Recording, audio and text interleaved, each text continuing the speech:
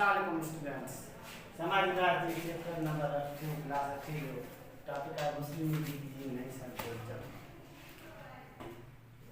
कायदे आज़म मुस्लिम लीग जी मां जेके भी कारकुन हुआ जेके भी लीडर्स हुआ उन्हनि खे हिकु प्लेटफॉर्म ते गॾु कयो ऐं उन्हनि खे यकजहत करे मज़बूत बणायो ऐं इन्हनि खे ॾखण एशिया बल्कि हिंदुस्तान जे अंदरि हिकु मुस्लिम माननि जी बाक़ायदा मज़बूत जमात करे ठाहियो उभारियो।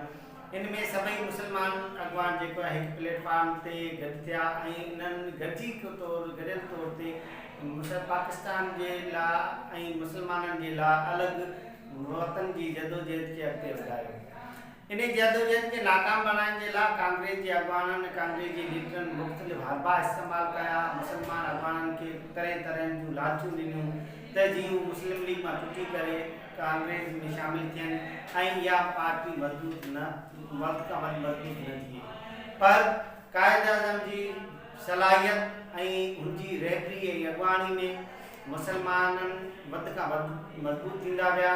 अॻिते हली इहा पार्टी जेको मुसलमाननि जी वाहिद नुमाइंदा जमात बणिजी वई ऐं इन प्लेटफॉर्म जी इन कोशिशनि सां कायदे आज़म जी बासलाहियत अॻवानी जे करे मुसलमाननि नेठ दुनिया जे नक्शे ते हिकु नओं मुल्क हासिल कयो जेको पाकिस्तान जे नाले सां ठहियो।